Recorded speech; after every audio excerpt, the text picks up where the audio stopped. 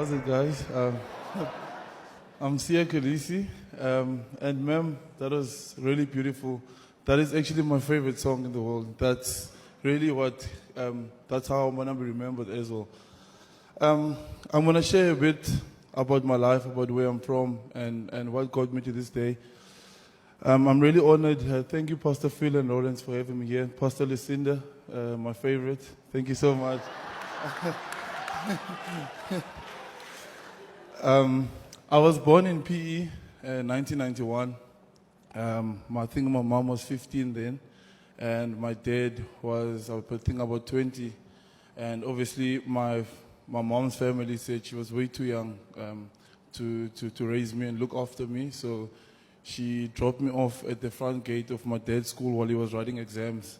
So he had to leave his exam and pick me up, and then he took me home to my grandmother who raised me. I was raised by my grandmother. And we weren't a very privileged family, as a lot of my neighbors as well, in my community were struggling a lot. My dad was obviously young, and he left while I was still young to Cape Town, and my grandmother was working in the kitchen, and she had to stop after a while. So I was struggling to get meals during the day. And she used to go visit her friends, and if you go visit other people in the township, they make you coffee and give you a little bit of cookies and maybe the bread. And my grandmother would just take the bread, put it in a pocket, bring it home for me to eat. And yeah, that was my life every day. I loved going to school because we get bread at school. We used to get at lunchtime, you get like a slice of bread with peanut butter in it and jam and powdered milk. You just put water into it, and that was probably most of the days my only meal of the day. And but throughout all of that stuff at home, my grandmother, all she could give me was love and time, and I think that's all I needed at the time. And I really appreciated that more than anything else. It's something I wanted from my dad, but he wasn't there.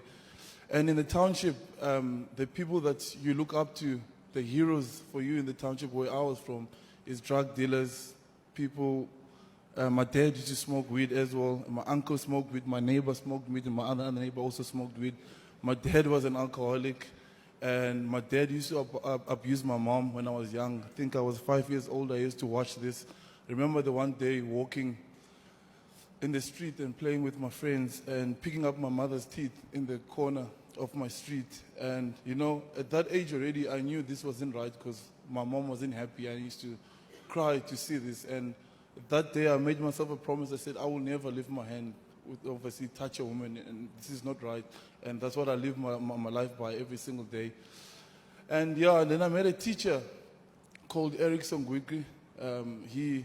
I played against his school in the township. I played rugby when I was young.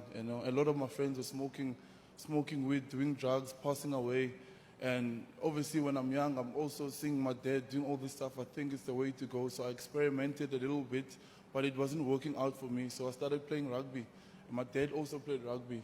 And every single day I would go to school, do my homework at school, finish it, then go to training, get home. If there's a meal, I will eat, or just go straight to bed. My grandma used to make me sugar water in a big jar, and I would drink it.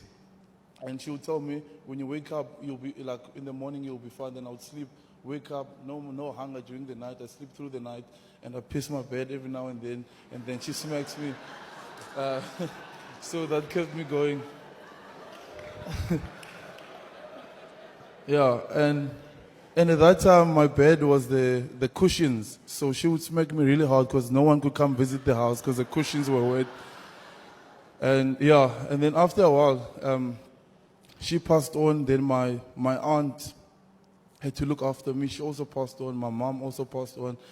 And then I actually got a scholarship from this teacher called Eric Songwiki. He took me from another township school because the school fees were 50 Rand a year, and I couldn't afford that. And I had no socks. I had never worn socks before. I had no school shoes. I used to wear my aunt's shoes to school. And you can imagine what the other kids looking at me wearing women's shoes, making fun of me. But that didn't bug me because I had been through way worse in my life. Then I met this teacher called Eric. He took me to his school, within 6 months, I got a scholarship to go to Grey. I played my first EP trials, and I didn't have shorts, so I was playing in those silky boxes.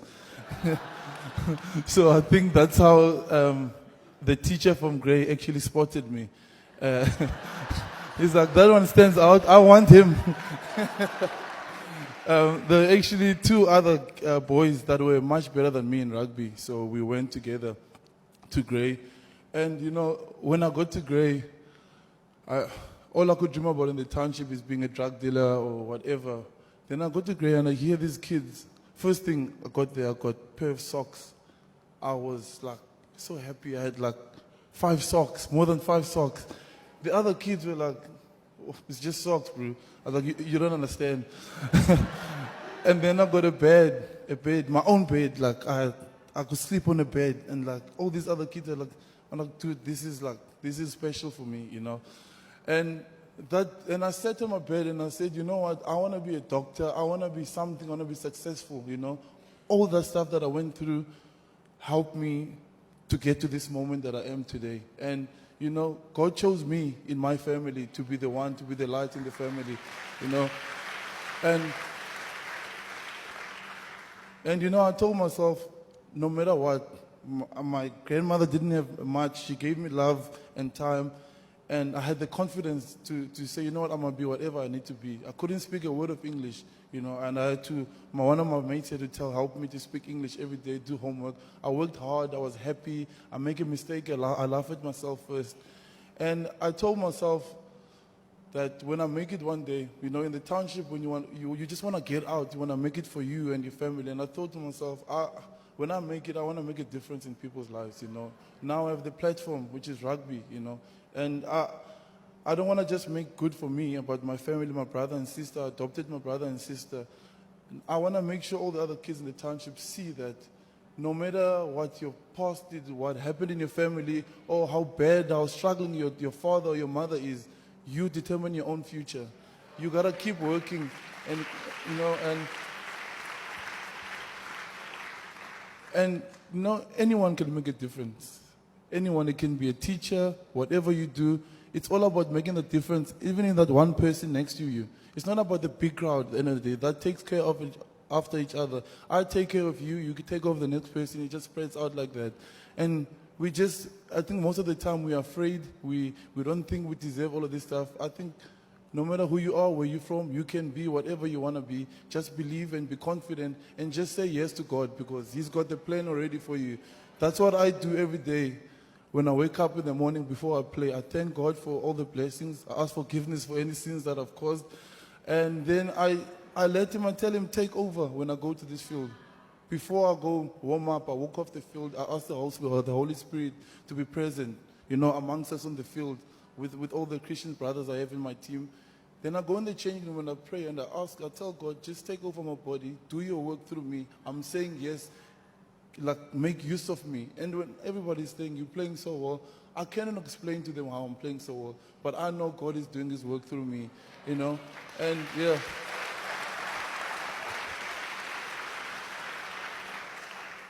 and that's my dream every day, to inspire people by the way I play, help as many people as I can. I donate to my school in the township, give them jerseys.